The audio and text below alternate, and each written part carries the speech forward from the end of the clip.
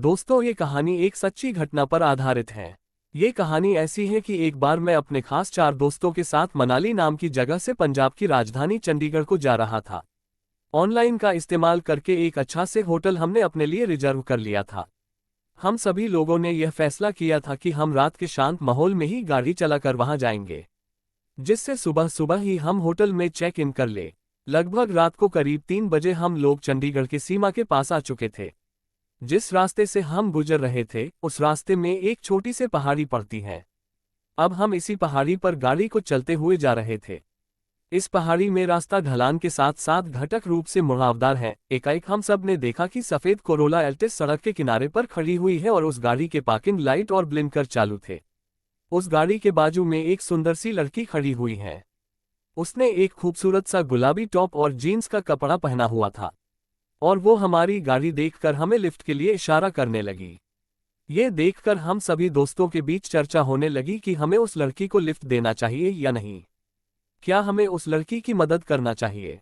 हम 4 में 3 लोग उस लड़की की मदद करने के पक्ष में थे और एक जन नहीं चाहता था कि उस लड़की को इतनी रात में मदद की जाए। यह एक धोखा या फिर चालबाजी भी हो सकती थी। जो लड़की की मदद के विरोध में था वह कह रहा था कि जरूर कुछ गड़बड़ है और हम सबको इस झमेले में नहीं फंसाना चाहिए।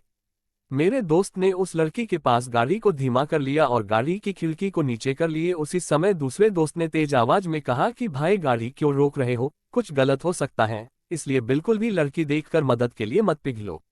उसकी आवाज सुनकर ड्राइव कर रहे दोस्त ने गाड़ी की स्पीड को फिर से बढ़ाने लगा और लड़की की मदद का मना करने का कर लिया।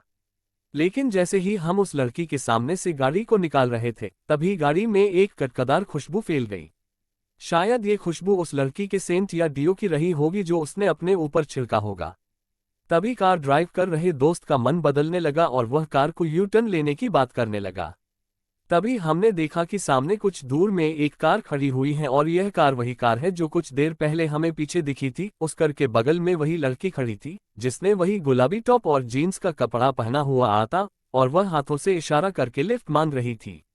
ये देखकर हम सब डर गए। हम सब के चेहरे एकदम सफेद हो गए थे। मेरा दिल तो जोरों से धड़कने लगा था। हमने गाड़ी की रफ्तार बढ़ाई और जल्दी से उस लड़की को पार किया। कार में फिर से वही महक फैल गई थी जो पीछे भी एक बार कार के अंदर फैल चुकी थी। इस बार हम सब शांत थे और बहुत दूर आने के बाद भी एक दूसरे से कुछ नहीं बोल रहे थे। हमने उस लड़की को आने वाले 20 किलोमीटर में 7 बार क्रॉस किया था। अंत में हमने चंडीगढ़ में प्रवेश किया और सबसे पहले मिलने वाले ढाबे के गाड़ी को रोका। हम सब डरे हुए थे। हम सब उस ढाबे के अंदर गए और चाय मंगवाए। सभी ने ठंडे पानी से अपना चेहरा धोया। तभी उस ढाबे में रुके हुए एक ट्रक ड्राइवर ने हमसे हमारे परेशानी और हैरानी का कारण पूछा तो हमने बिना संकोच किए हुए उस ट्रक ड्राइवर को सारी बात बता दी। तब उस ट्रक ड्राइवर ने हमें एक अखबार का टुकड़ा दिखाया जिसमें एक खबर छपी थी कि एक दिल्ली की 21 साल की महिला का उसी पहाड़ी में एक्सीडेंट हो गया और उस लड़की की कार चट्टान से नीचे खाई में जा गिरी थी। और अखबार में जिस गाड़ी का जिक्र था वह गाड़ी वही थी जो हम पूरे रात 8 बार देख चुके थे और लड़की का पहनावा भी पेपर में वही छपा था जो हमें पूरी रात देखने को मिला था। हम सब डर गए थे। जब हम वापस चंडीगढ़ से मनाली जा रहे थे तो इस बार हमने दिन का सफर चुना और अब कभी भी हम लोग रात को सफर नहीं करते हैं।